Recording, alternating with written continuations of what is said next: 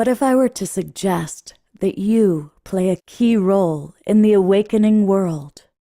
And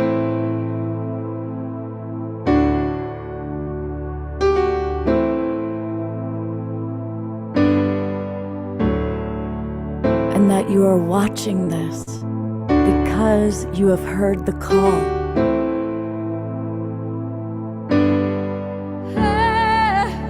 We can start right now by opening our hearts and minds.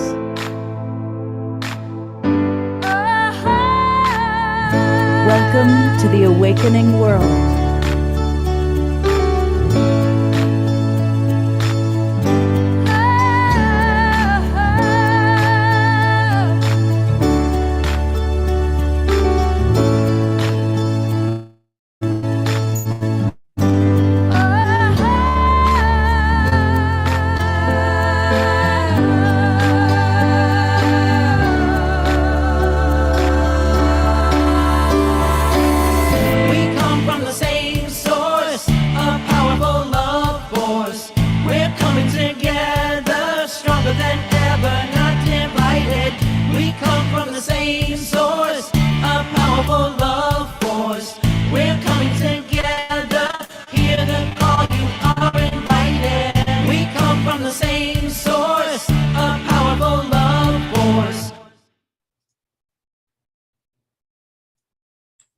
Good morning, everybody.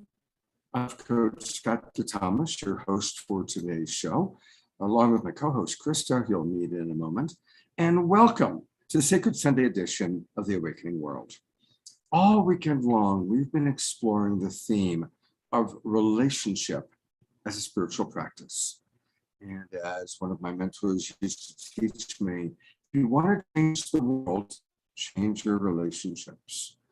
And that includes our relationship to ourselves, our relationship to divinity, whatever you might call it, and of course, our relationship to each other. And so we're going to be talking about that today and hopefully really kind of wrapping up all that we've explored, all that we've been looking at all weekend long, because it's been a very dynamic weekend. I want to welcome all of our friends in the Zoom room. And of course, I see a lot of our regulars that are with us. And many of you have been with us for all three shows. And we really want to hear from you today. So thank you, welcome, and be interactive. And I want to also thank all the people that are watching us on Facebook and YouTube. A big shout out to my friends John and Summer Raymer. They have the Sign Network, which gets us out to as many as 100 Facebook groups and pages. Thank you, John and Summer. Welcome, everybody. Now, if you're watching on Facebook or on YouTube, I'm going to invite you to come on into our Zoom room, because that's where we can interact with you, we can get your questions, and it's really, really easy. Go to globalpeacetribe.com. That's our website, globalpeacetribe.com, and register. It's really, really easy. You just click this little link down here, and it'll take you to the registration page. And when you register, you're going to get the links, not just to today, but the links to all of our shows. We do at least 3 shows every weekend. This weekend, we're doing 5. We do a lot, providing information, inspiration with amazing speakers, amazing guests. And you can see all the different shows that we did this weekend. Plus, yesterday, we did a Twin Flame show, Twin Ray show. So when you register, you get the links to all of our shows. And you also get on our email list. You only get emails from us. We don't share the list with anyone else, but we'll send you access to our replays and access to special events that we are collaborating with, hosting. So join us. The Global Peace Tribe is a really beautiful, wonderful group of people. We have wonderful guests, some really lovely souls today who are wise and fun. We're going to be sharing. We'll come back to her in a moment, but I'm really delighted that Krista is back as my co-host, and she has a lot of wisdom to share about relationship, and she's going to be tracking what's going on in the chat box. Of course, you already know our beloved brother Omashar will be providing us with wonderful music today, both at the beginning and at the end. My friend Viraja Prema is with us. Some of you have seen her on the show before. She is a wonderful relationship teacher and somebody that I have great respect for. And a new friend. This is her first time on The Awakening World. This is Diana Hayworth. She is an author, a mother, a grandmother, a member of the Evolutionary Leaders Network. And of course, many of you have seen so many of the members of the Evolutionary Leaders Network on our shows, especially when I'm blessed to have Reverend Deb Moldow co-hosting. So welcome, everybody. We're going to hear from all these wise souls. But I'm going to put the attention right now on our dear friend, Krista, who's going to lead us in an opening, kind of drop in, an opportunity to really drop in with each other. Thank you, Scott. A pleasure and honor to be here again. And I want to just welcome the entire tribe, our beautiful guests today, and Omashar, and also all of our sisters and brothers, part of this incredible Awakening World tribe. So I already saw that Eleanor Joy is in her heart. So just thanks for bringing that groundedness and energy, Eleanor Joy. I know you're a loyal Awakening World member, and we're so grateful. And wow, I just love to see also that today is Dorina shared Happy World Sexual Health Day. So we can bring that into the relationship topic, and then also National Wildlife Day. And she's in Ecuador. So thank you, sister, for sharing that with us. Let's get out in nature and honor that. So I'd love for everyone just to go ahead and keep your eyes open or closed, however you want to connect in with yourself. But let's just focus in on the breath and the relationship with self. And just breathing some deep breaths into the heart. Deep belly breaths. Slowing the breath, slowing the heart, just to be present in this now. Knowing that this is a place you can come anytime. The relationship with self is so sacred and where all the magic begins. So as you breathe into the heart this morning, I would love for you to bring up a gratitude, and you get to choose. Breathing in that gratitude of maybe that morning coffee, maybe being able to spend time with a family member or a dear friend this weekend, or just the gratitude of community that you get to experience through the Awakening World.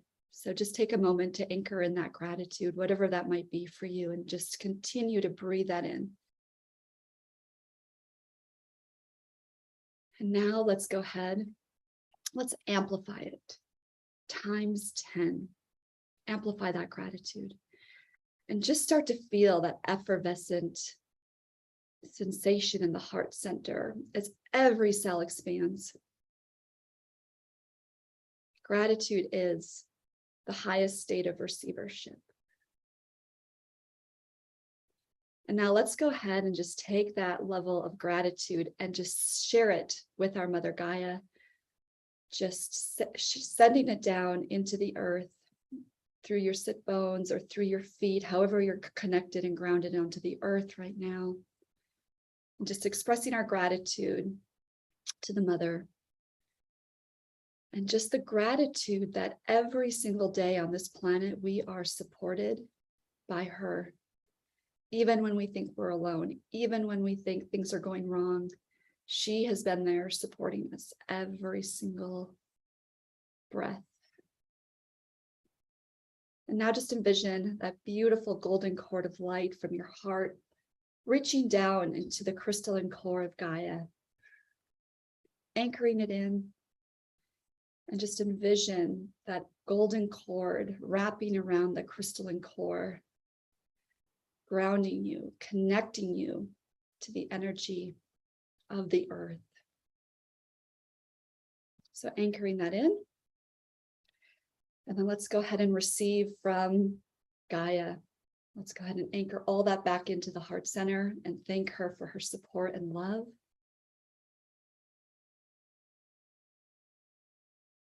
Breathing that into the heart. And now let's just go ahead and reach up to the angelic realms, to the place where our beautiful guides and angels reside, thanking them for connecting us, heaven and earth, through the Heart Center. Thank you to all those who work with me and through me and with you and through you. May we all be together here in communion today in this beautiful tribe. Breathing that in and just coming back into the heart, knowing that it is the human heart grid that anchors in heaven on earth and all of us together here in this now. I love you.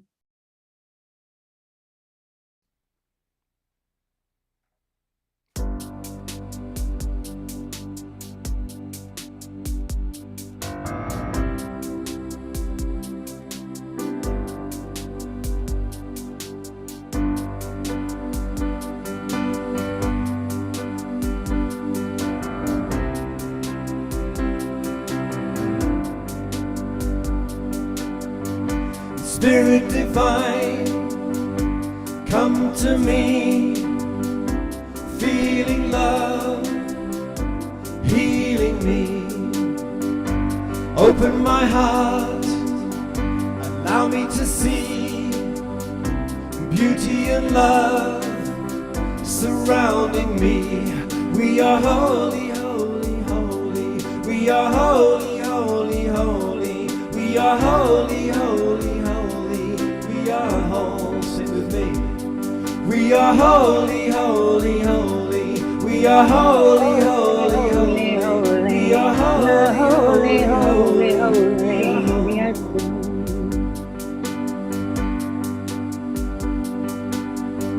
a spirit of love, the gift of grace, an open heart, the sacred space. Open my mind, allow me to see that I am home and you live in me. We are holy, holy, holy, holy. We are holy, holy, holy. We are holy, holy, holy. We are home. We are holy, holy, holy. We are holy, holy, holy. We are holy, holy, holy. We are home. Spirit divine, come to me, feeling love, healing me. Open my heart, allow me to see beauty and love lives in me. We are holy, holy, holy. We are holy, holy, holy. We are holy, holy, holy. We are home. We are holy, holy, holy. We are holy, holy, holy. We are holy, holy, holy. We are home. One more time. We are holy, holy, holy. We are holy, holy, holy. We are holy, holy, holy. We are home.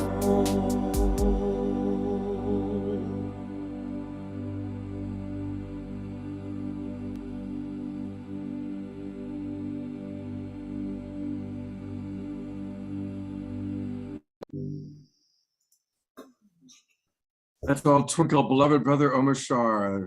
A beautiful, beautiful opening song. And also Twinkling Krista. I love that opening meditation, Krista. Thank you so much. It was beautiful. Welcome, everybody. Big hello to all of you, those of you who have your cameras on. So appreciate watching you sing and dance and move and groove. And welcome, of course, everybody who doesn't have their camera on. We love you as well.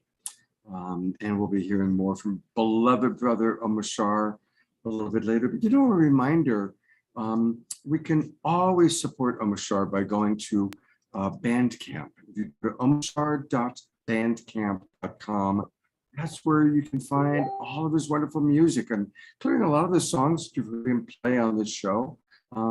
Let's support our musicians. So please remember to do that. omarshah.bandcamp.com. And thank you, Omar Shah. You bring so much love, so much good vibe. You become such a big part of these shows. Thank you so much. My pleasure. Thank you. Well, relationship as spiritual practice. I'm going to ask an opening question. We'll go to Diane first, then Devraja, and then back to Krista. And I'm going to ask each of you if you'd be willing, and by the way, I've prepped them so they aren't prepared for these questions. I'd love for you to be willing to share when it's been hard, when you've had maybe a hard relationship experience, and how you moved through it and came to see it as a spiritual practice. And I'm sure that that's true really for all of us if we think about it. And so I'm going to go to our new guest first. And I'm so glad to have you with us, Diane. Thank you so much. It's really, really good to have you with us. And I kind of can imagine she will be able to help us here because she wrote a book called How to Choose Love When You Just Want to Slap Somebody. That's really the name of the book. So I think you're definitely going to have something to share about relationship and spiritual practice.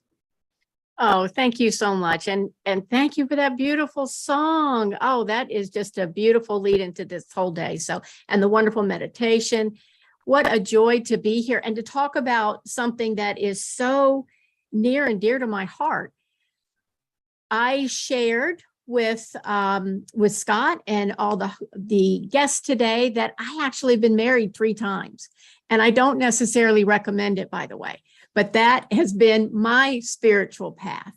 And I really understood that with the gentleman who is the father of my children. I have adult children. They're both in their 30s now, and I'm a grandmother. But that particular marriage was particularly difficult, was mentally and physically difficult. Not only was there difficulties in the relationship itself, the way that we worked with each other, but we had, like many people on this call, we had challenge after challenge. Our first daughter was born 12 weeks early. She was a 2-pound baby, and this is back in 1985. I'm in a tiny little community in Virginia. We didn't even have NICU units here. So that was really very difficult. We both had chronically ill parents. So there were lots of opportunities for us to be stressed and overwhelmed. What I now see is that man has been one of my greatest teachers because I was so stressed and overwhelmed, and I did everything I thought I was supposed to do. I went to church, I watched Oprah, I took all these classes, I did everything I thought I was supposed to do. What changed for me was when I started to meditate. And I realized that this outer experience in all vectors of my life changed when my interior connection to divine changed. And that's when I realized all relationships, personal relationships, relationships with my body, with my community, with political beliefs, with food, everything changes based on that connection to what I call love, that source, universe, whatever you think is the intelligent, creative, expansive energy that runs your heart and mind. That's what changed this whole concept of relationships as a spiritual path for me. Beautiful. It's wonderful to have you with us. And you've got such a great personality, obviously, but I also appreciate your willingness to talk vulnerably. How's marriage number 3 going? Well, I'll tell you what, we just celebrated, I should say, 21 years together. So going good. However, that's pretty significant. that is significant, but there's been up and downs. I buried both parents during that time. We've lived life, and I have found ways to strengthen our relationship together. But for me, that has come with understanding my responsibility and how I want to live as my most divine self. And that doesn't happen every day, Scott. I'll just say that too. That's a moment by moment opportunity or invitation from love, as I like to say. Absolutely. Well, thank you. Of course, we're going to Yes. hear more from you later today, but it's great to have you with us. Thank you. Great to be here. And please, people, put in the chat box some of your stories about relationship as a spiritual practice. Now that we've been working on it all weekend, and most of you have been with us all weekend long, so really want to hear from you. I get to introduce my friend Viraja, and Viraja is someone I've known. I think, how long have we known each other now, Viraja? 12 years, 15 years, something like that. Probably 15 years. Yeah. Yeah. She was 16 when I first met her, just so you know. It's what? I was joking. I said that you Oh. were only 16 when we first met. 16. Um, Thank you. But Viraja, and I've watched Viraja go through her wonderful journeys of living in different locations. She's raised two beautiful boys. And so I certainly am eager to hear what you choose to talk about.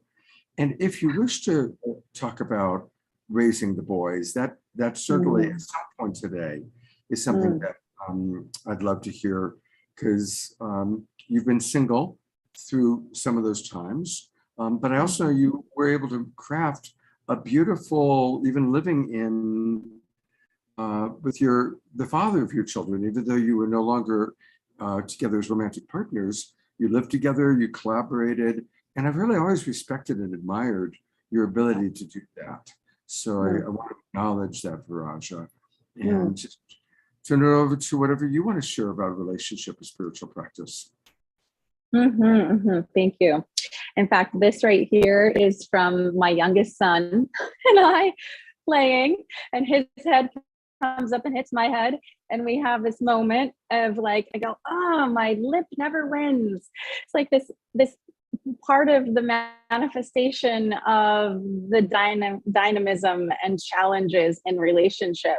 Like my youngest son and I, who's now 12, have a very loving, sweet relationship. But a lot of times when we wrestle or we do things, I physically get hurt. Like, like it's like incorporating the light in the dark somehow, some way. It's true. I have two children. My oldest is almost 16, and I have their co-parent, and their dad is my co-parent, and we uncoupled 10 years ago. And for the 11 years ago, and for the last 6 years, we've been living in a family home as conscious co-parents and co-life mates in that way. And in that time frame, I've also had a very deeply significant partnership with another man, and then I'm now deepening into a relationship with a new person. So I've had four deep relationships since I've uncoupled with the father of my children.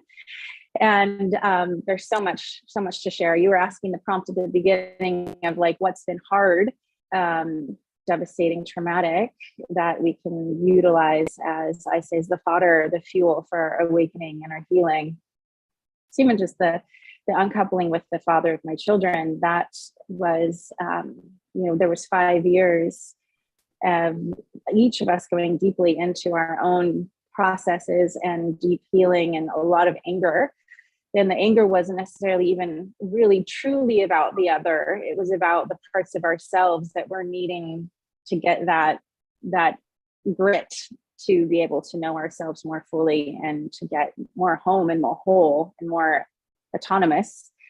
And then my most recent, and we did that, and we've been able to live very, very harmoniously. Amazing co-parents, housemates, like we call each other ascension mates.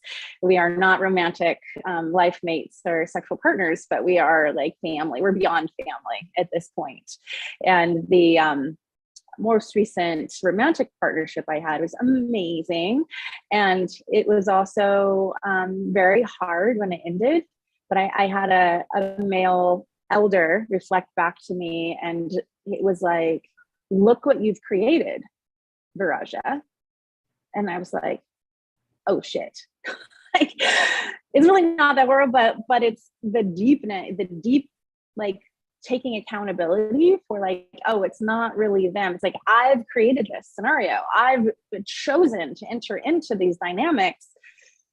for my own growth and healing and liberation, and to go like, gulp, okay, look what I have created. I have created a relationship where I'm not, for example, not being met in certain ways, or not being, able to co-create and grow as a being that I am beyond where I'm at now, because of the dynamics that I chose, the dynamics I believe that I needed. And I can look back and be like, oh, gulp. It gets very challenging, and a lot of grief. I've had a lot of grief around that.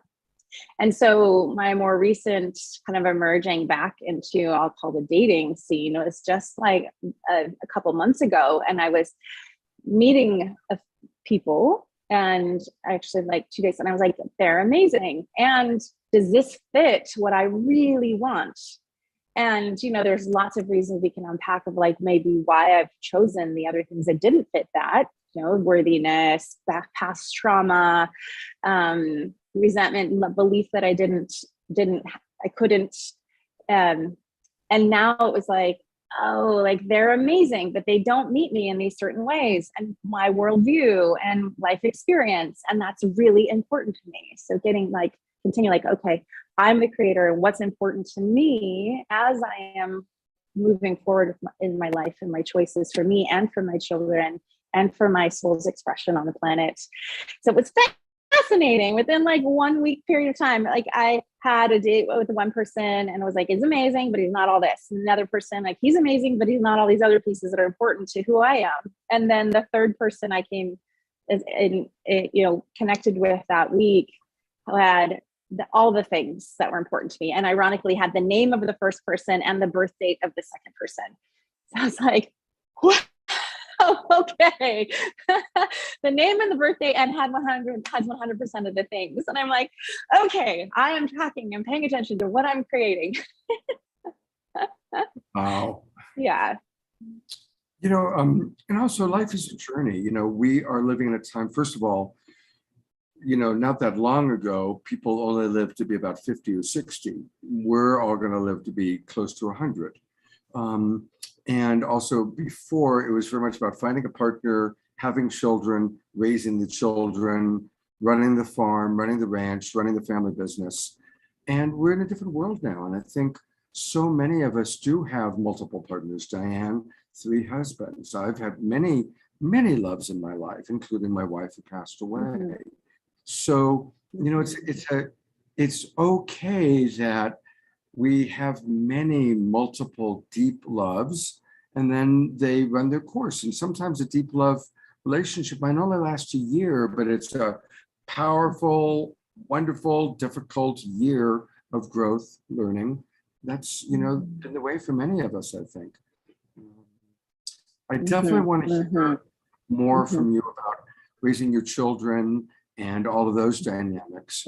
But I also want to get to Krista and hear kind of what some of your opening thoughts are, Krista, on this topic, especially now that we've had the weekend, and I know you were there with us Friday night. What has evolved for you over the weekend as you've reflected on the topic? Thank you so much, Scott, for asking, and just so beautiful to be here. And Diane and Viraja, thank you for your shares and just being so transparent with us, because the transparency is really what allows us to connect with each other and really understand each other's story and how it can apply, and how we can, take some of those principles or ideas or thoughts or the ways that you have chosen to lead your life and be that example for your families and all your friends and all the people around you, and for us to reflect that back. So Scott, to answer your question, that's really what's come up. Every share that I've heard this weekend, starting with Raquel on Friday, and then all the beautiful couples we got to hear from last night, and having Dolphin on the show as well, just brings in so many aspects and dynamics of relationship. And I believe that that gives us this opportunity to drop into self, because again, it always starts with us and how we choose to show up, not only for ourselves, but with other people. Just 1 second. Dad, I can't have you in here. Thanks. Okay. While we have this big commercial announcement, I'll let her talk to you for a moment. I'll take over. I want to read some of the comments that have come in. Karen writes, relationship as a spiritual practice for me has been to be present with a deep, complete acknowledgement for each person that I am truly gifted to experience in my life. And that's very much along the lines of what we were just talking about the multiple relationships in our lives. So thank you for that, Karen. Susan wrote, becoming a parent, I had an agreement with my co-parent to address our birth family issues. That is very wise. When I'm counseling people who are dating, I say, don't just talk about all the wonderful things, talk about your issues, talk about your patterns, the things that you're working on. So those are really, beautiful examples.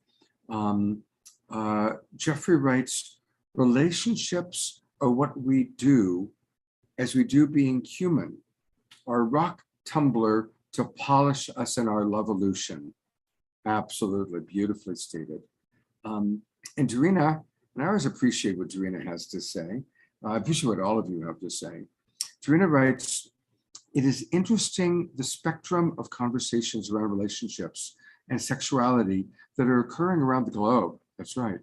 From LGBT centered in North America to the shockingly high domestic violence rates in South America, to the women's liberation waves in the Middle East and Asia, to the sexual education of children in Europe, and so much more.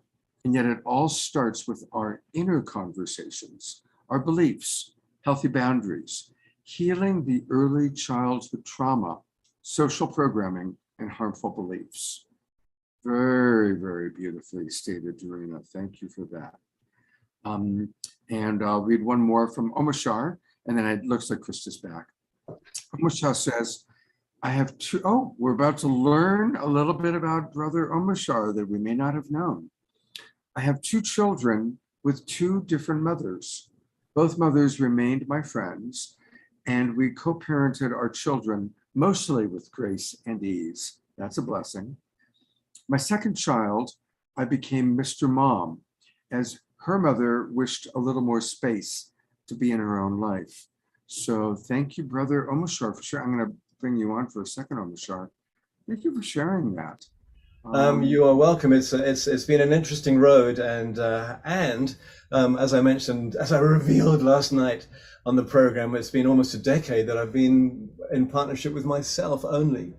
And I dedicated myself to my daughter, who's now just turned 15, and I gave, you become everything for them. I became the mother figure for a while there, and that shifted a couple of years ago, and that's another story which we won't go into right now. But it's been beautiful. When I split up with my son's mother, at the beginning there was a bit of rock and roll happening, and I just decided that whatever was going to come out of my mouth towards this woman is going to be love, no matter what she's feeling. I'm just going to give love and acceptance and grace and receptivity, and it took about 3 years of me just only sending back love and not reacting to whatever was going on as much as I could within my consciousness at that time. And after 3 years, we became really good friends. I could go and crash on her couch, sleep on her couch where she was living, and we could visit and cross, it was great. It was lovely. And anyway, that's kind of it at the moment. I'm going to start to ramble otherwise. So. Well, thank you for sharing that, Omashar. Thank you. It's good to get to know. I'm curious if you ever wrote a song, maybe you did, about being a Mr. Mom. No, I have. Well, maybe I have. But actually, the song I wrote about being Mr. Mum was when my daughter, around 11, she got a menses at 11 and a half, which is kind of youngish from my old British perspective. But and she started separating really quickly from me. She really wanted to go off and be with her mum now, and I wrote a song called "I Wish the Best for You," and it's saying no matter what you do in your life, I wish the best for you. I was hurting so much, man. People, friends, women, at this separation, because I dove in, and I was about 2 years. I think she was about 2 years ahead of where I thought she was in emotional life with me. She was still my little girl, but she was already a young woman.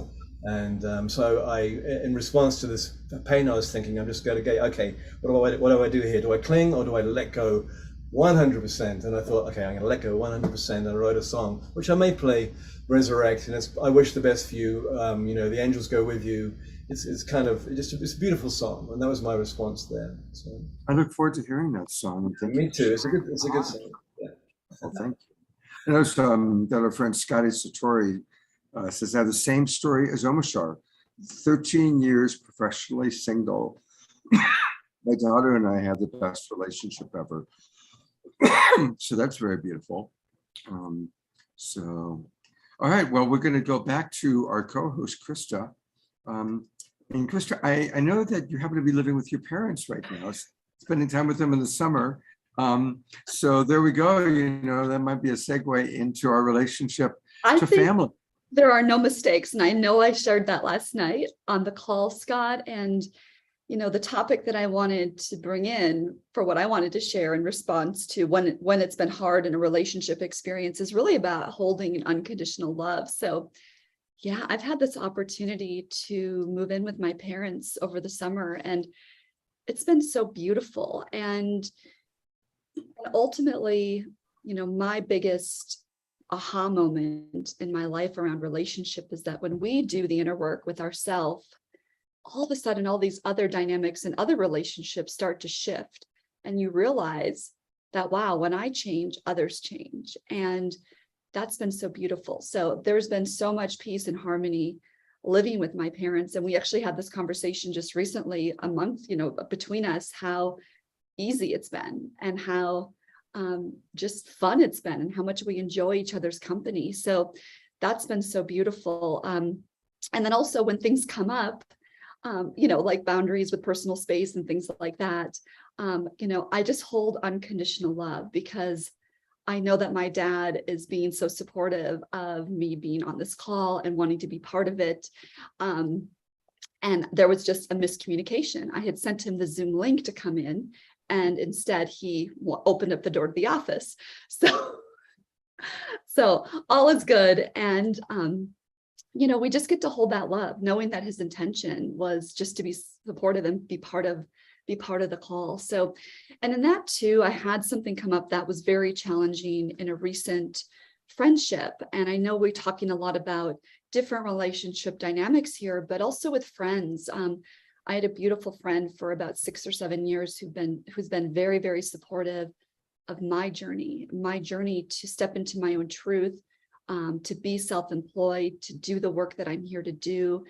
And recently, when I came back onto social media earlier this year, I started to speak my truth about certain topics that I want to bring to the world. And this particular person took something personal that I shared, and she chose to block me and to no longer have me in her life. And of course, we get to know in that moment that even though, you know, I'm in a place in my friendships and relationships where if stuff comes up, I love so deeply that I'm willing and ready to have a conversation, and let's dive deep. Let's move through these things and let's just hold unconditional love for each other. We don't have to agree on absolutely everything. And so this particular friend chose not to do that. And that was hard for me because I show up in transparency and wanting to come from love and understanding and view every angle and all the perspectives from a place of love. And it was hard for me to realize that this friend who I'd invested a lot of time with and just shared so much of my life with didn't want to make that choice. And so to hold the unconditional love for this person, even though that was her choice, and I still just send her love. And then also having a deeper appreciation for the friendships that when stuff does come up, and I like to mention this too, my dear Sacred Soul partner in the Heaven on Earth event that we're creating later this year, you know, we get to hold that vibration because we don't always agree on everything about how we're going to go about, you know, certain aspects of the event, but just to say, okay, this is coming up, what's coming up, what sister wounds, what can we move through, and have that conscious conversation. So that's really what I wanted to bring to this, is just holding love for people and also honoring their choice and how they're wishing to show up. There's so much honor and beauty in that. And I'm just so grateful to be part of this conversation. So thank you, Scott. Yeah, thank you. Well, of course, we're going to hear much more from Krista.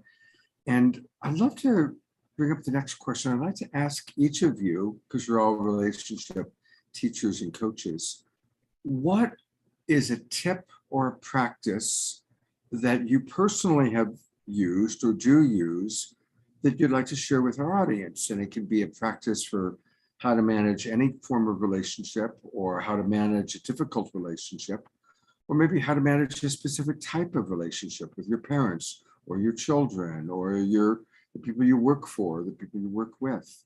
So let's start getting into some practical tips, tools, and practices. So we'll go in the same order. We'll go to Diane, then to Viraja, and then to Krista. Thank you, Scott.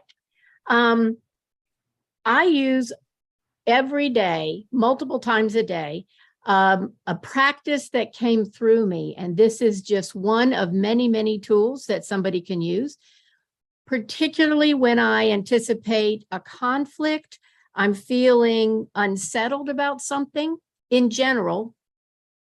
And specifically, I will use what's called the Be Love Principles. And Scott, I know you're going to be posting this website later, but I'll briefly tell you what the principles are.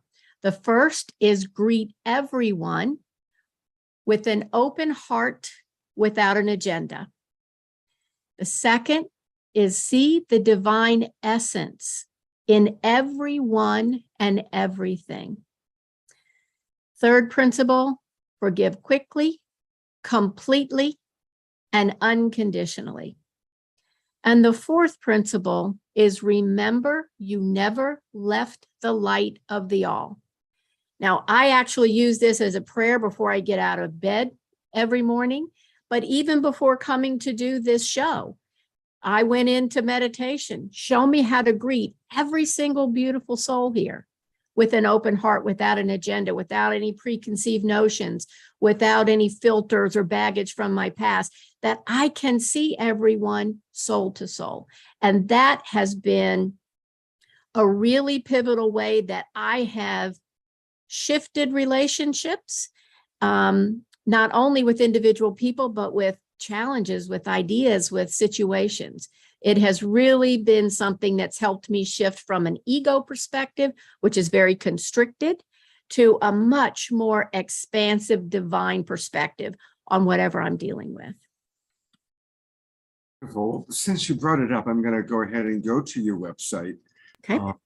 At least this particular one. We'll look at your link tree later. But it's a beautiful website, and it's thank you. beloveprinciples.org. Yeah. beloveprinciples.org. And, you know, right off the bat, she talks about some of the pain points that many of us might be dealing with. I certainly can relate to a couple of those, about politics making me crazy.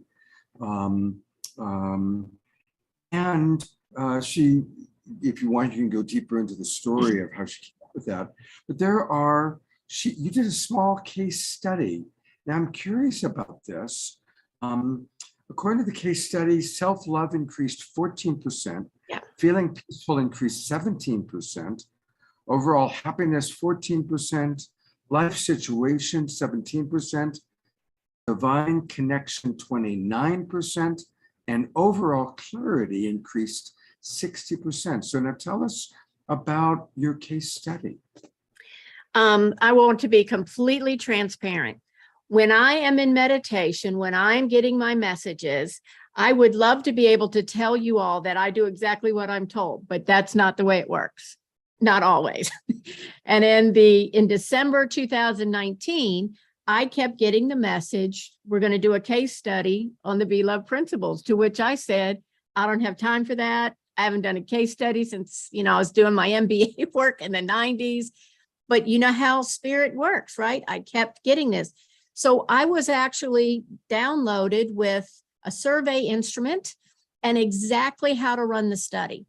What was interesting to me, because I had no idea what 2020 was going to end up to be, but we started this in January 2020 and it went through March. I had pre and post interviews with everyone.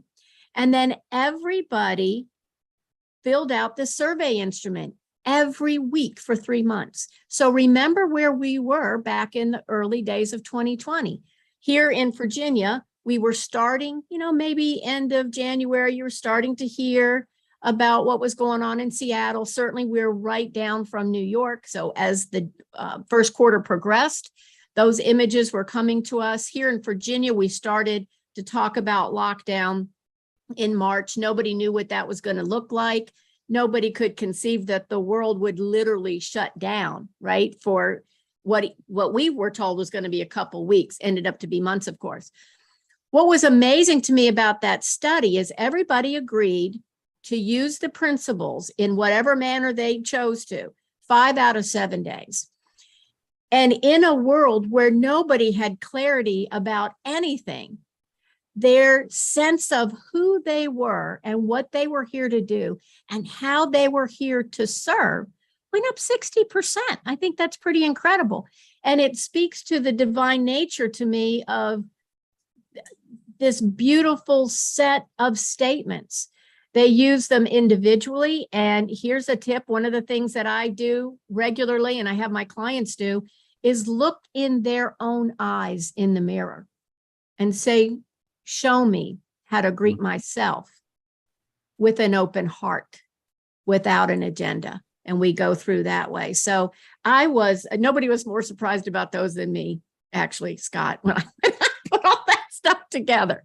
But it just, I'm so thankful that Spirit prompted me to do that, because it has just been a beautiful validation and one that I can share with others now. Well, thank you for the Be Love principles. And of course, we'll come back to you a little bit later on in the show, but it's great to have you with us. Thank you so much. Oh, thank you. It's beautiful principles. Viraja, I'm bringing you on again, and I would love to hear some of your tips, tools, and practices for relationship. Thank you. I love this conversation. And thank you, Diane. Those were so well categorized. I really like the meta principles that you're naming for each of us. And I agree, like, it's not always easy to do it, practice it imperfectly, but it's great to have the road signs. So what I want to share is a few things that have helped me with my journey to really be present and in my body when relating and when things can get a little So one of the things is it was like the permission to slow down, or to ask the other person to slow down. So we can speed up when we're nervous or angry, or we are trying to prove a point.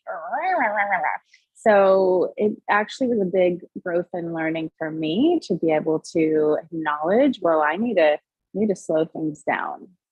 The technical speak is like my nervous system needs to down regulate so I can really be present, so I can receive what's happening, so I can stay in connection. If things amp up, I'm not able to do that. It felt like I was saying the unspeakable when I first was learning how to do that. Like, wait, can we slow down a little bit? And I realized I'd wanted to say that since I was probably like 2 years old, when things got a little too much. The other is to play with the shadow. Like, there are things that we're doing that are, like the gritty, the undercurrent, and to bring it into the light through play, through acknowledgement, like even be like, oh, that's my protector. Oh, or there's my bitchy one. Or like, oh my gosh, there's the wrathful deity that wants to I just want to cut your head off right now. But it's like bringing it in and like welcoming the shadow or the dark. There's a book that I was just starting to listen to. It's like Existential Kink. It's like, where are we creating scenarios that are actually like creating that uncomfortable grit, because on some level it's actually comfortable. It's actually familiar. I'm actually wanting that because it gives us this illusion of like being engaged or somebody being there with us. It's this feedback mechanism that may be based in trauma, maybe based in challenge, or the dis-ease of the scenario, which isn't necessarily bad. It's like all those flavors of life are available. It's just how relationship as a spiritual practice can bring us to wholeness and to a full awakening. Is like, oh, there's that too. So what that requires is at least one of the people is not in trigger in order to be able to name that and bring that into light. Otherwise, it could just be like a naming, firing, amping up scenario again. So it's definitely requires at least one person to not be in their full trigger. The other is to co-regulate. So to maybe stop talking, maybe cuddle, spoon, even just hold hands and be like, oh, like you're actually here. Like there's another person here with me. So all of the nonverbal cognitive parts, all of those can be kind of quieted, hopefully put to the side for a bit so that the other parts of us can be present, can get that body to body human limbic system feedback of like, oh, like I don't have to figure out the right thing to say right now, and you're not going to cut my head off, and I'm actually okay. Like I'm okay. It's like, or whatever the language is for you in that moment. They're not going to abandon me, or not going to, you know, they do still care, do still love me. So a lot of the slowing down, which could include like just taking, maybe let's take 5 breaths, or let's slow down the conversation. And then the playing with the shadow, naming it, bringing it to light, and integrating her, and then the body to body. It could be belly to belly, physicality, and letting there be time, because the nervous system is much slower than the mind, right? The mind is so the nervous system needs like slower pacing and slower timing. And then when we can be here and present, then we are available for the relationship with ourselves, with the other, with the greater source. We actually have the capacity to receive that. I love everything you just shared. It's so important to slow down, hold. And honestly, it reminds me of a funny story. That was a big teaching for me, Viraja. About 21 years ago, I was with my wife. She, of course, was still alive. And I had met Marshall Rosenberg and was studying compassionate communication. And I was really excited about it. And when we would have a conflict come up, I'd want to go right into NVC, wanting to go right into compassionate communication. And at some point, my wife, Suchi, she looked at me and said, Scott, shut up and just hold me. And that's what she needed. She didn't need more talk. She didn't need to figure out what my needs, my values, and my feelings were. She just needed to be held. It was such a teaching about, holding, slowing down. We're mammals. We need homeostasis. And sometimes we get out of our head and into our body, because the body remembers love faster than the ego. The ego and the mind is still wanting to be right and wanting to whatever, whereas the body just wants to relax. So I really appreciate what you brought up. Thank you. We're going to go to 2 websites for Viraja today. So tell us a little bit about Dakini University. What's this all about? So I'm excited, everyone, to share for the first time really publicly that I'm launching a new resource. It's called Dakini University, and it's a passion project that's accumulated from my life experience and training and initiations this lifetime and many lifetimes. It's to help the modern woman who's trying to handle so many things and to become more integrated and empowered and utilize her access to her sensual, sexual, and spiritual power for her liberation and healing, and for her partner and for the world. So it's like how to understand the energetics and the love dynamics and the sensual, sexual ways in which we can activate and amplify our own energy and that of our partner, and do it in a way that's connected and grounded and integrated with all aspects. And when I say it comes from part of my life learning, one of my big pieces has been like integrating that I am the mother and I am the lover and I am the dakini and I am the entrepreneur and I am the daughter and I am the friend. It's like all these things and one right, Karen, I see your head shaking. It's like needless to say, one of them usually falls away. And what I've learned through my personal journey, and especially highlighted through very specific relationships, it's like when I have left on those parts behind, it's not sustainable. It's not sustainable. It's not fulfilling for me or those around me. And I wanted to find and needed to find another way. So, and the sensual and sexual spiritual power that I'm talking about is like how it's like unique for every person, and how can we continue to stay connected to that no matter what age we are, no matter what relationship we're in, whether we're partnered or not partnered. It's like that is our divine life force energy, and it's our birthright to have that, and to have the community of women so that we can understand and craft that together, and then learn the particular skills and the confidence to lean into our relationships with the knowing that's who we are.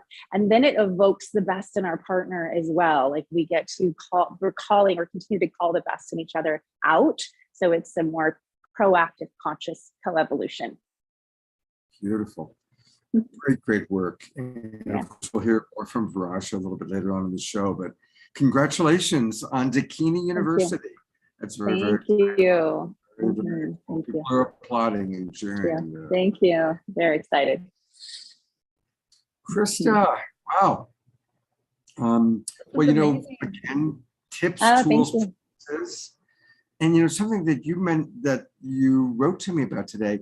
You have grandparents still alive that have been married for 65 plus years.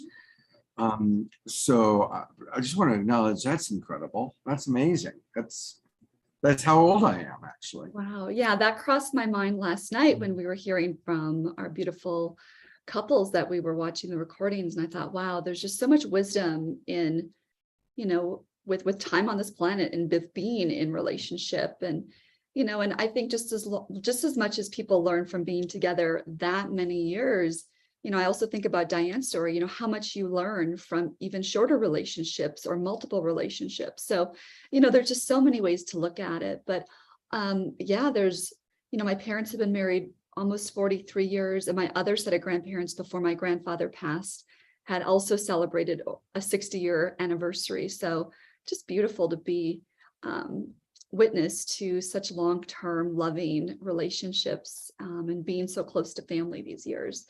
But I do have a few tools just to go back to the prompt that you brought. And, you know, one of the things too that came into my field of consciousness, Viraja, when you were speaking about slowing down and just being present, is a Wayne Dyer quote that I have just really kept in my heart for many years now, probably 10, 15 years, somewhere like that. And it is that it is better to be kind than to be right. And when I hear that quote, or when I think of it, or when something's triggering me, you know, I can just bite my lip and say, okay, how can I find kindness and compassion in this moment versus my agenda is the right agenda? Because that's not always the truth. So that's one of the, I could put that chat in the chat so that everyone can save that quote as well, because it's certainly been one that has supported me on my journey. So staying neutral and staying kind are great tools. And then also to remember, especially in conflict, everything is a mirror. So when something's coming up and triggering you, bring it back to yourself. You know, what is coming up that I need to look at and maybe heal or address within myself? And so when you take it away from that person and back at yourself, then you also find more compassion even for yourself in that moment. And then, of course, not trying to fix, just seeing everyone in the divinity of who they are. That's been a big thing for me, to stay out of judgment and just to love them on their journey exactly where they are. So those are some of the things I'd love to share. Thank you, Scott. Yeah, thank you very much for sharing those. And, since we still have another half hour, but since we went to each person's website, I'm going to go to one of yours, Krista. And of course, I met Krista through Soul Search, and I really enjoy co-hosting with Tangela. And now I love co-hosting with you as well, Krista. And So so fun. thank you, Tangela, who I think might be watching right now. Thank you for bringing us together. And so Krista is a big part of Soul Search, and Soul Search is a big part of Global Peace Tribe. We do all these collaborations. We collaborate with the Evolutionary Leaders Network, which is one of the ways we met Diane. We collaborate with World Unity Week. We collaborate with Relation Flicks, Dolphin, who was with us last night, and we collaborate with Soul Search. And Soul Search is where you can find people like Krista. And she is a very gifted medium, psychic healer, coach. I love how you bring all these worlds together. And this is a way that people can contact you. And I believe that you are offering actually ways for people to connect and get to know you. So tell us a little bit more about your work as a coach and in working one-on-one with people. Absolutely. I really am in a space where I have found the highest joy in healing work, and also through the modality of working with our DNA. So I'm an epigenetic health coach, but I also work on the side of DNA that has to do with what we can do to activate our dormant DNA, to support our ascension, to support healing and clearing trauma and what might be held in the DNA from our ancestors and through our lineage. So I really work around that aspect, but bringing in my gifts as a psychic and a medium to bring in clear and specific messages to support someone on their journey, and other modalities as well. So really enjoy working with people. And sometimes it's just giving people support from an aspect of their business and how to step into the next aspect of what's going to serve them and help them create more money in their life. I really love helping people build their bank account, and also with healing, just having beautiful, beautiful opportunities to have people have physical healings after we've cleared what's going on in the DNA and trauma.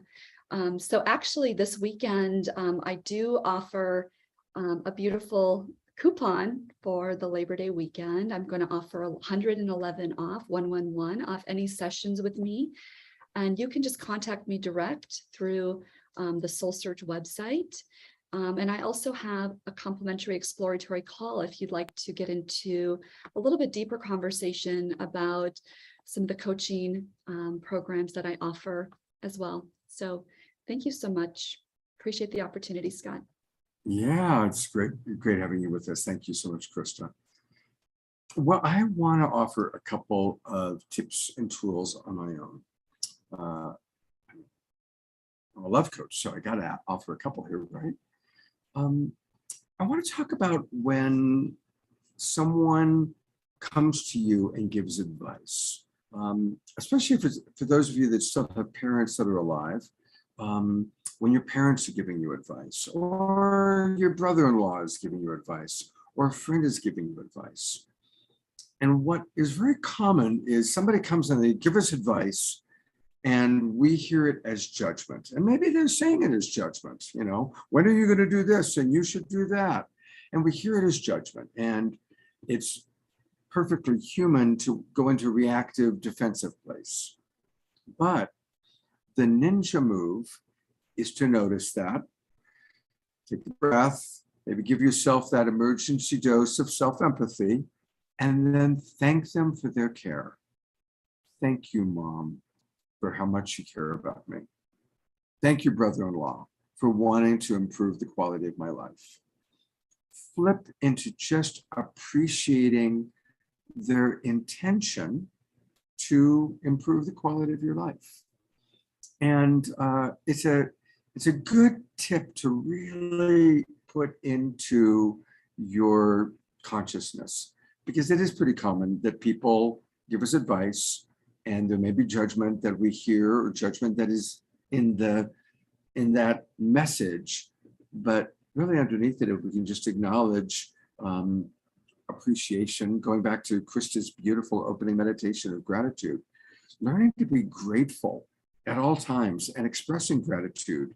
Even when somebody comes at us in critical way, if we can turn it around and go into gratitude, it's the ninja move, it's the Aikido move. In Aikido, which is, by the way, the martial art form associated with compassionate communication, a big part of the way of thinking is that when your attacker comes towards you, you redirect the energy, right? And that's what we always want to do. And gratitude is a wonderful way of redirecting the energy. Someone comes at you with criticism, how can we turn it around into gratitude? Wow, thank you for pointing that out. I think you really are wanting to help me right now. Thank you.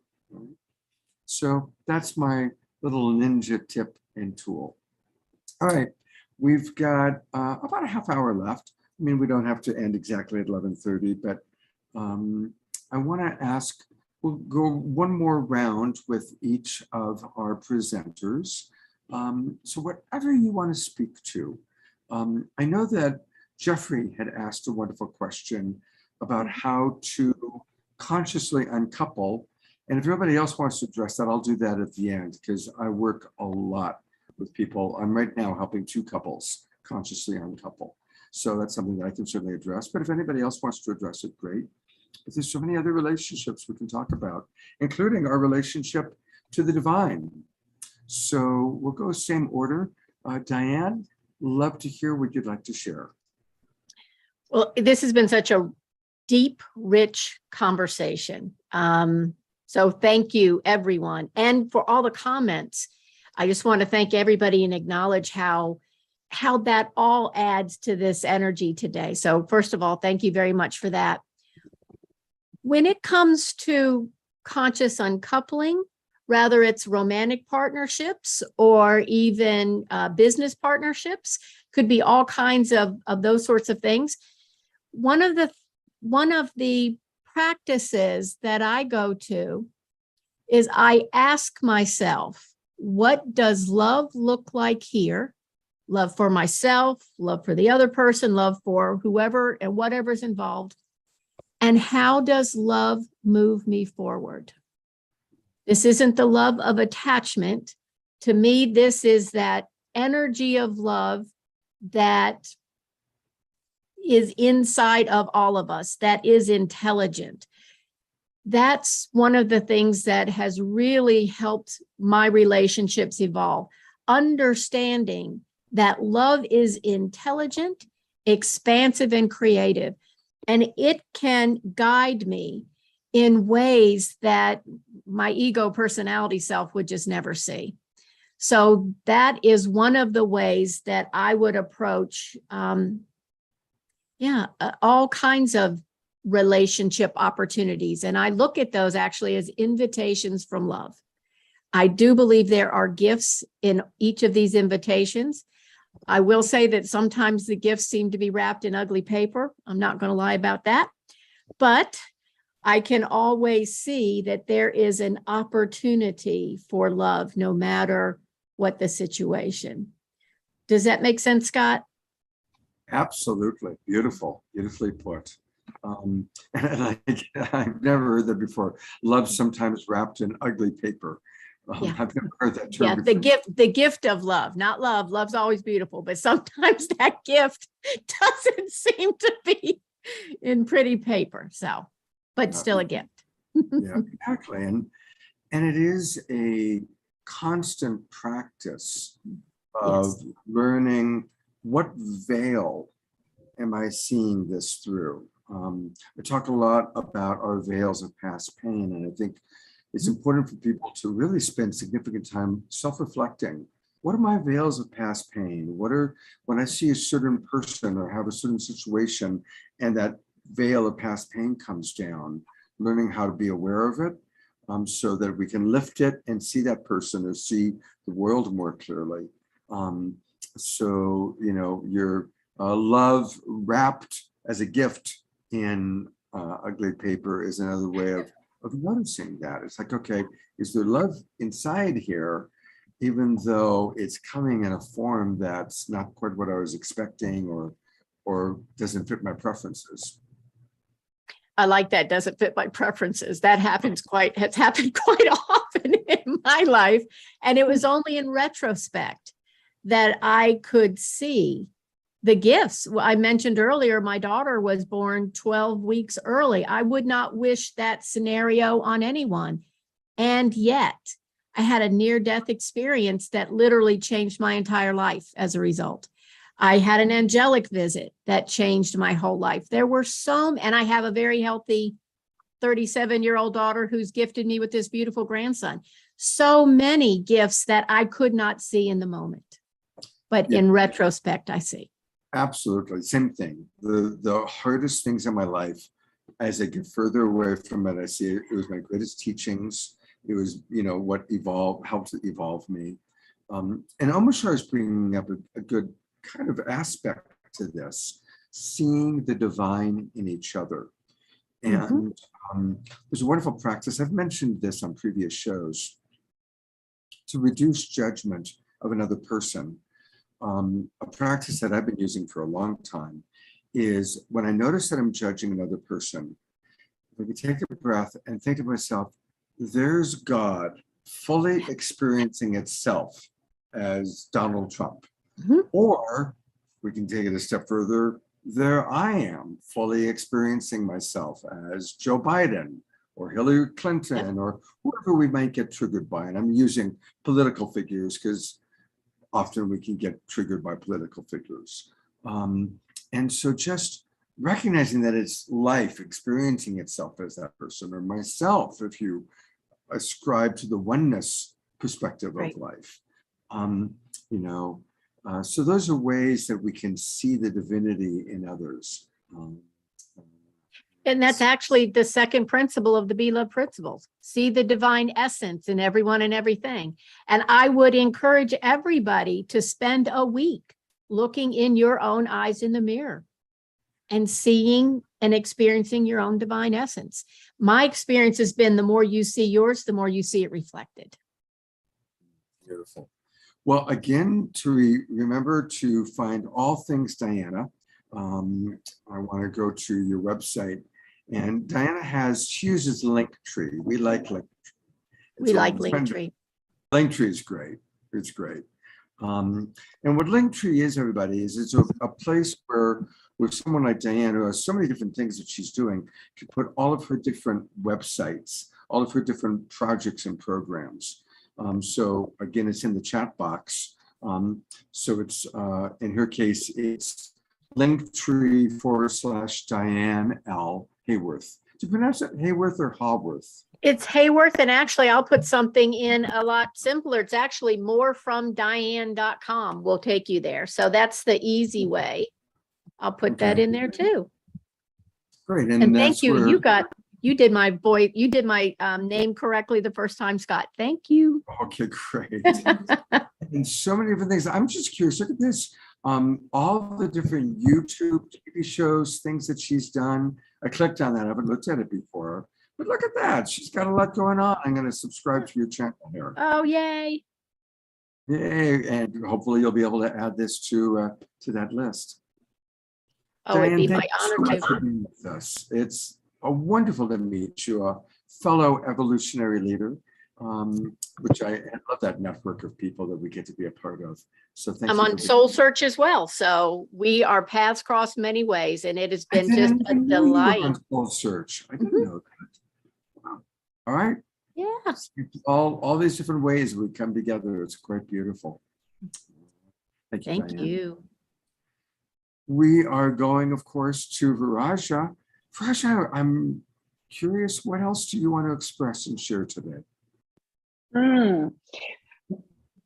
Well, I liked the prompt just before about relationship transitions and life changes. And I just want to really honor the practice of breathing. Yeah, I feel like this last relationship transition, and which included losing a home, moving my family to a city and then back out of a city, like a lot of lost dreams, like a lot. Or shift in what my mind had thought was going to happen. So that's a lot of the grieving. So having a place and a way to grieve is essential for everything. And when you're planning to end a relationship, like as much of the work you can do together, great. And getting other support, yes.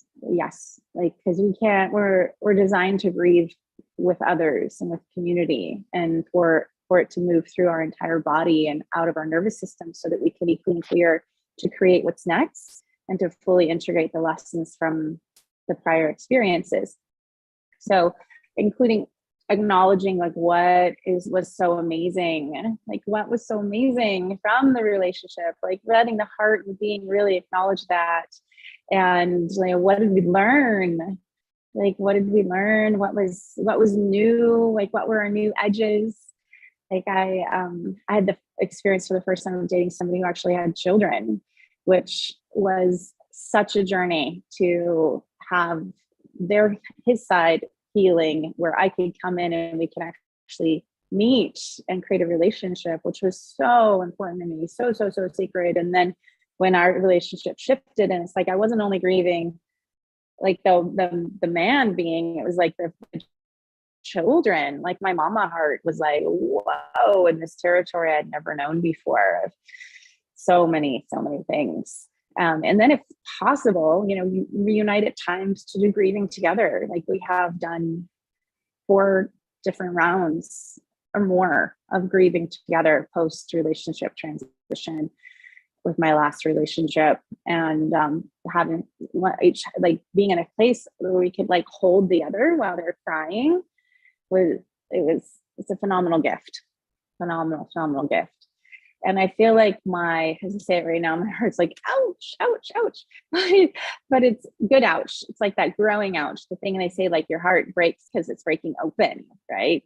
And it's through the relational dynamics that we find our new capacity for what else we can do and love and how we can be. And my tracking now is like going back around to like parenting, and in contrast to that, like parenting has been always something in my mind. It was going to be my part of my spiritual path is being a mother. And part of the dynamic of that for me is it's the longevity. It's like the commitment. It's like the continual showing up, the continual nurturing of this relationship that I've agreed to, that I wanted, and this continual presence of this body being, my soul that I get to be there for, or I have to, or I get to, or I have the honor of stewarding. And it's the consistency of showing up for that, and like who am I today, or how much can I move through what all the other stuff that's going on in my life to continue to show up for this being again and again and again. And it's been it's like a workout program for life for a person, all of us in our own ways. But for me, it's like the grounding and the honor of knowing myself in each moment in relationship with these beings as they're growing and knowing more of who they are, and watching the transition from baby to adult, all the stages. Like every stage is amazing. It's an absolute miracle. So it's like this continuum, the continuum of that, is extraordinary. And I have a 15-year-old who's so incredibly embodied and mature, and has gone through some challenging times when he was younger, of kind of orienting in his own body and his own sensory processing and his own relational capacities. And like for us to be able to just speak openly and clearly about what we're learning, what we're knowing, what we're discovering, what our challenges are with this being, it's amazing. He just said the other day, Mom, you know what? I'm like, what? He goes, I've started my personal growth journey. I'm like, as one would at 15. Can you tell me more about that? And he's like, you know what I found out? I'm watching some YouTube channels, I'm reading a book, and they're all saying what you and dad have been saying the whole time. I said, well, you're of the generation that, or a example of a generation that has parents that have been cracking the codes and pulling the curtains back and committed to being open and honest and transparent in our own growth. Like, that was absolutely the foundation of my life prior to having a child. In fact, when I could have become a mother the first time, and it wasn't the right scenario from every direction, I realized, oh, I am responsible for my healing, and anything I don't clear up or tend to, my child's going to have to be with or deal with. So I dove into personal growth and healing at that time, and it doesn't stop, of course, when you have children. It's like but it's also, it's like the flavors of like the level of playing ground that we're co-creating. You know, it's continually evolving, and I'm so grateful for all the support I've gotten along the way. And my children are some of my greatest teachers, and it's like the way, who am I in each moment, showing up to them is the beautiful discovery for me. And the continuum of love is the greatest, force for all of us. And I'm very, very proud of them. Thank you for doing such a beautiful job, and again, not always easy going through, not having a consistent relationship with their father, although you did a beautiful job of coming back together and co-parenting. But and I love how you put it, it's an ongoing workshop, right? It's like just a life workshop that every day coming back to love. Coming back to love. For people oh, go ahead. Yeah, we might be going to the same thing. Go ahead. I was going to go to where all things for Raja can be. If you want to get coaching or learn more about what she's doing, in addition to Dakini University, she has a beautiful website, receivemorelove.com. Boy, isn't that what we all want? We all want to receive more love. And you can do that by working with Raja. And I know she's wonderful to work with. ReceiveMoreLove.com. It's a pretty elaborate website. And you can, she, by the way, has done a lot of work with intimacy betrayal, very strong with self-love, rebounding from the hard times and hard things that can happen in life. These are all elements that she's very strong in. And of course, she does do one-on-one private coaching. And I strongly encourage you to consider getting coaching with her. And I see that people can apply for a discovery call. I just clicked on that. And so this is where people can pop in name and information, contact, and maybe get a little bit of a discovery call to see if Raja is the right person to work with. Anything you want to add about that, Raja? Yeah, and hi everyone that's on the call. If for simplicity, you just want to pop your email in the chat, I'd be happy just to connect with you and see which thing might be interesting for you, or just kind of connect. And I'd love to ask you a few questions as well, as like what's alive in your path, so I can help integrate that into best serving people. Yeah, and give you a free intro. Raja, thank you so much for taking time from your Mexican vacation, your vacation down south, to be with us and to get the internet together and to just be with us. I so appreciate you, your wisdom, and all that you bring to our world and to our awakening world. Thank you. I love being on here with you. I'm so impressed with all of the ways that you continue showing up. Like, we're your children. You're continuing to show up every day, tirelessly. Thank you, Scott. It's amazing. My pleasure. Thank you very much. All right. Well, we're going to go to Krista. And gosh, Krista, this weekend has kind of flown by quite quickly. It has. But I'd love to open it up to, gosh, your kind of final thoughts for the weekend. Yeah, this was something that we talked about just briefly the other day, Scott, that I wanted to bring here. And it's about how I've really been in a deep relationship with self. And in the last 12 years, I've only had one 6-month partnership. That was a very significant one in my life because I learned a lot.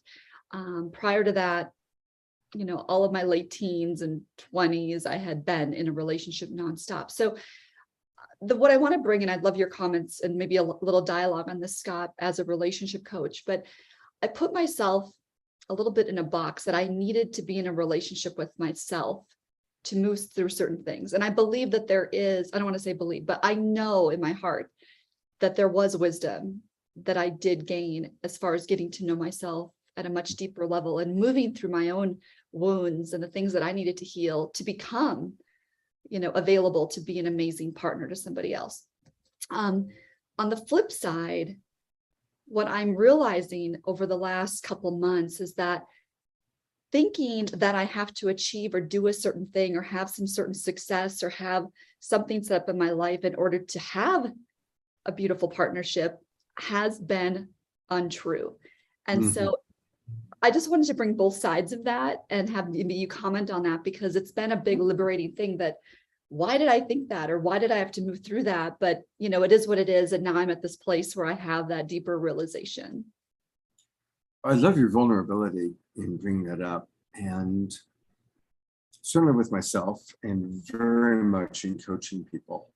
I've observed that we as human beings often come up with very complex ways to avoid not claiming what we want the most. It's like what we most want to be in relationship, what we most want to experience in life, we often create this, well, I have to do this, and this before that can happen. Or I need to achieve this, and this before I can allow myself to receive. And the people that I've observed that have the most magic in their life, if you will, and actually the twin ray, many of us are familiar with the twin ray. The twin ray have an amazing circular flow going on where they receive a lot and they give a lot. They're in a beautiful flow. And in 2 years, they've created a lot of magic in their life.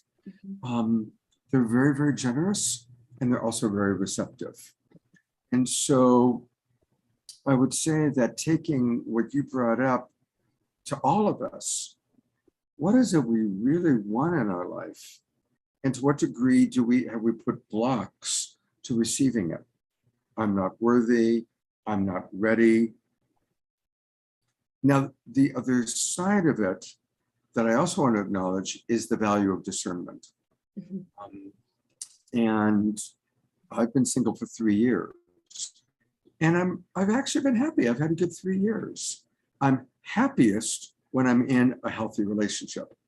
And if I could wave my magic wand, I would love to be in a beautiful romantic partnership doing great things together with somebody. I'd love that.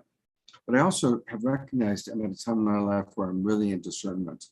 And I'm very selective now about who I'm going to merge with in that way. Same.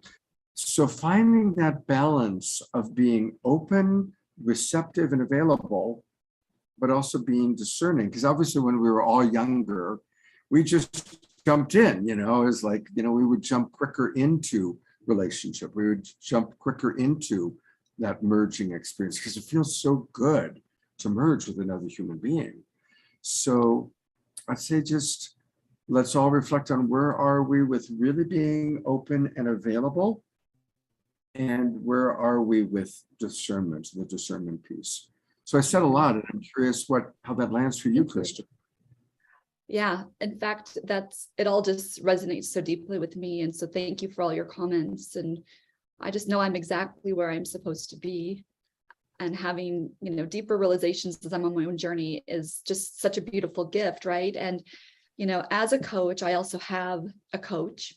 And one thing that came up recently with her as well was that I already am all the love. We are that same, everything that makes up the universe is what makes up each of us. We are all that divinity. So when we realize and acknowledge that we already are all of it, Mhm. we don't need to seek something outside of us, and that we also deserve and are worthy of all of it at the same time. So thank you. And I just wanted to comment too, there's been so many beautiful comments in the chat. And I see Eleanor Joy just saying right now, for me in the past, my jumping in was due to the neediness and an inner emptiness.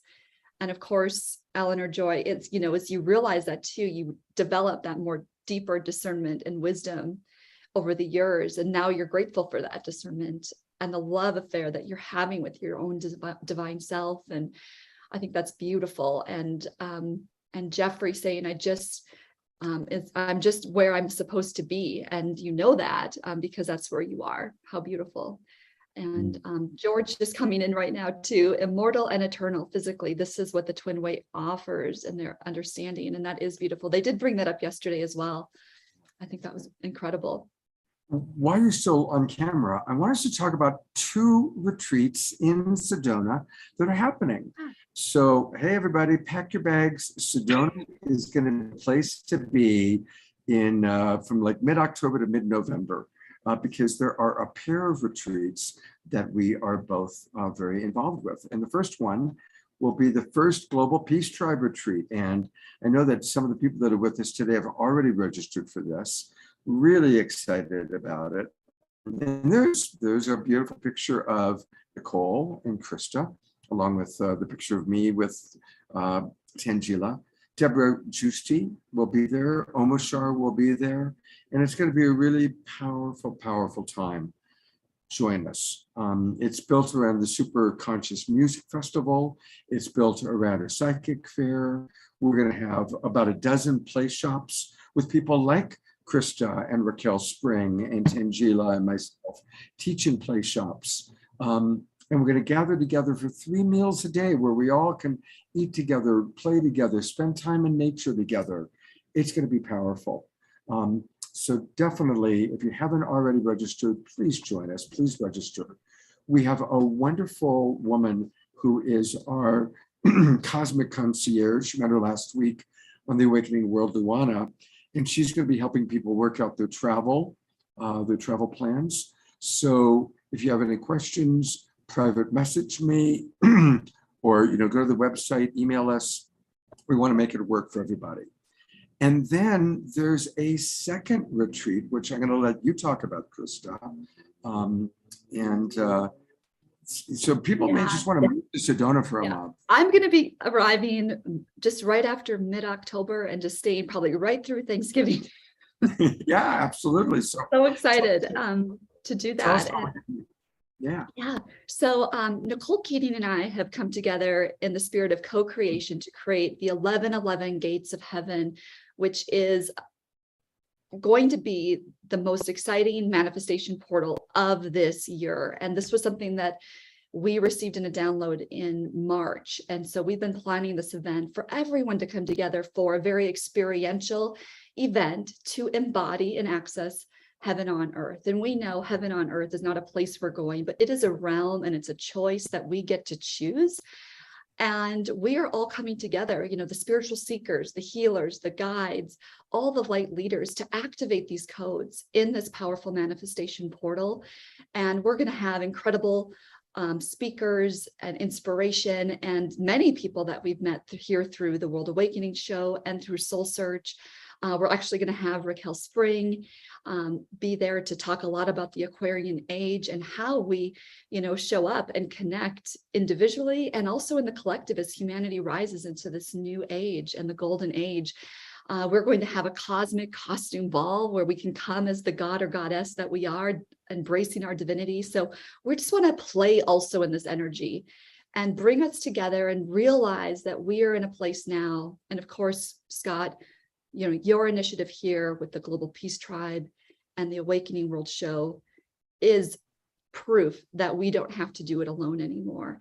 And your retreat, as well as the Gates of Heaven 1111, is all in that spirit to bring people together so that we rise together and that we don't have to go at it alone and that we get to be hand in hand as we bring so much joy and beauty and heaven on earth to this planet. So wanted everyone to know, and I know that you have this in your email that goes out to your community as well, Scott, that for anyone that is part of the Awakening World, we do have a coupon for a discount for our event off of any of the tickets. There's also a live stream for those of you who can't be in Sedona. So please know we want to include everyone.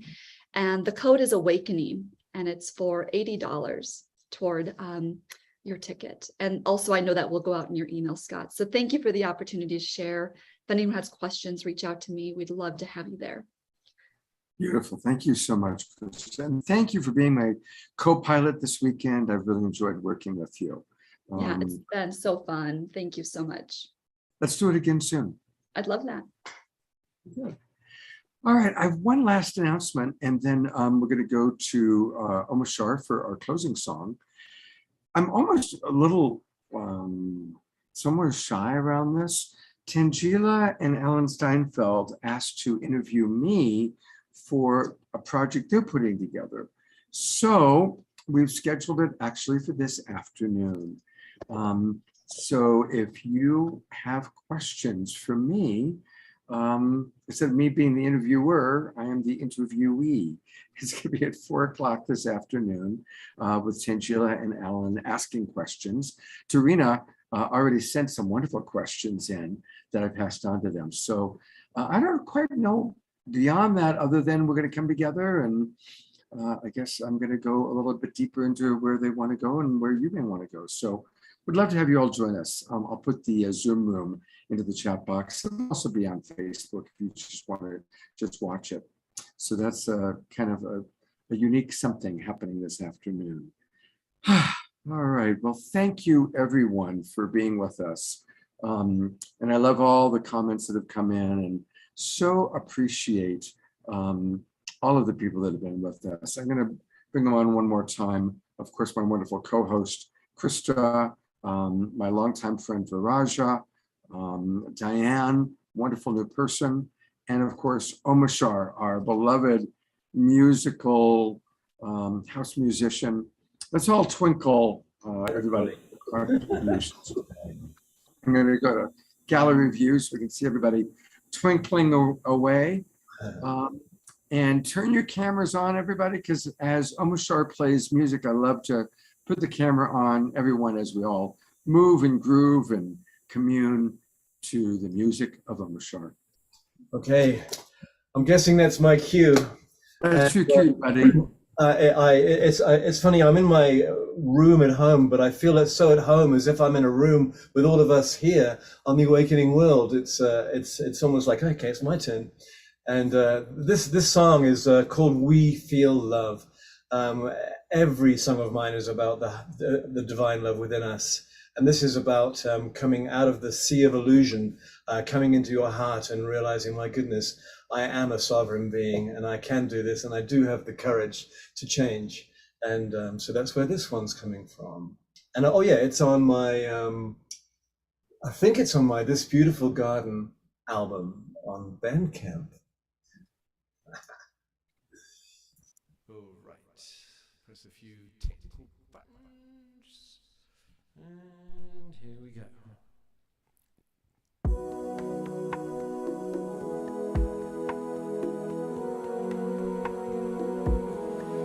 Deep breath.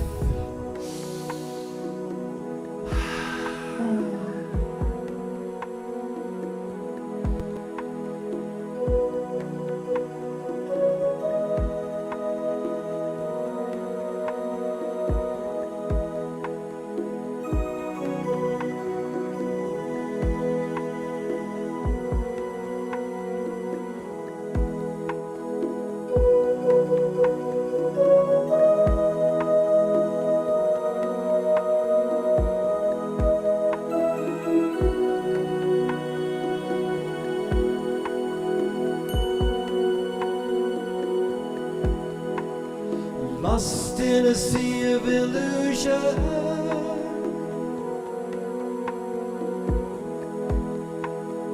feeling so alone,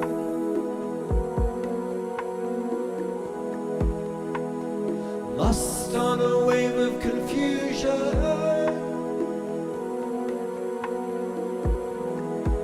Where do you turn?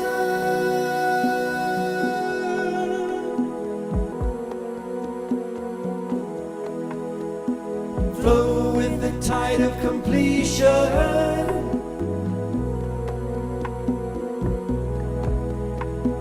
Know the reason why.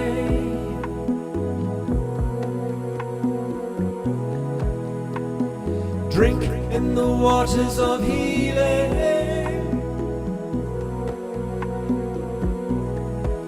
and be healed.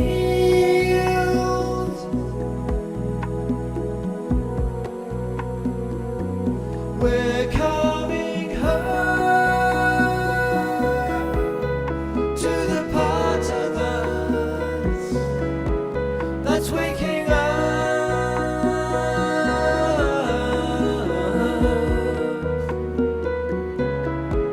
And we know deep inside of us we've got a friend,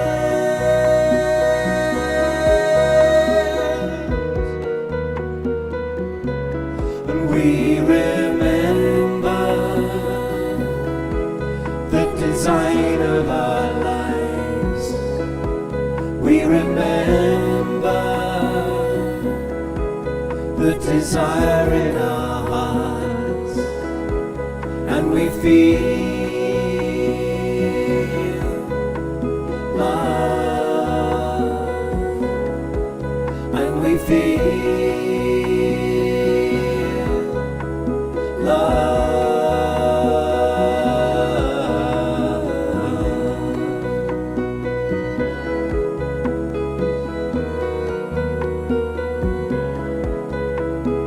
Dive into the depths of your being.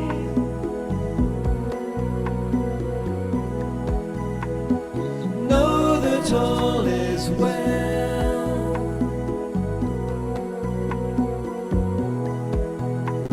And dive into the deepest ocean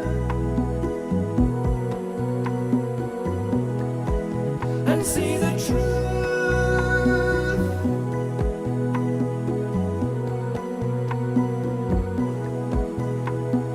Cast off the cover of darkness.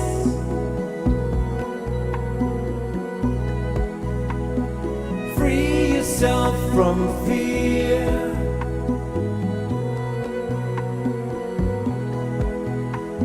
And show that you're ready and willing to make the change.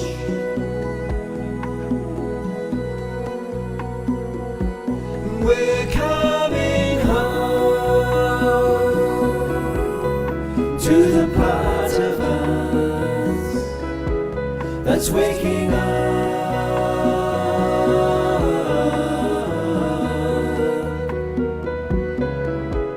And we know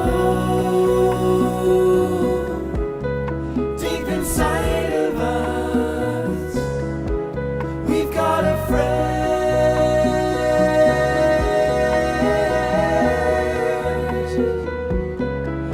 We remember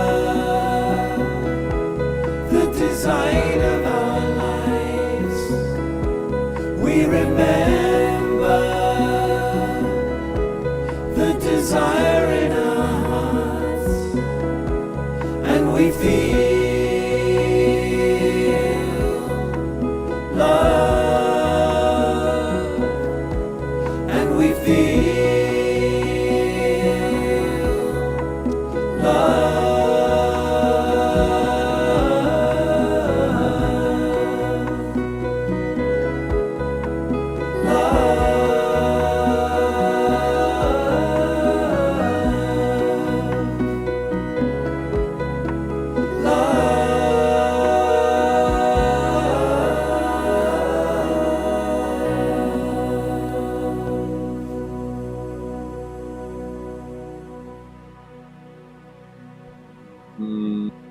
Thank you. That was gorgeous, Omasho. Just gorgeous.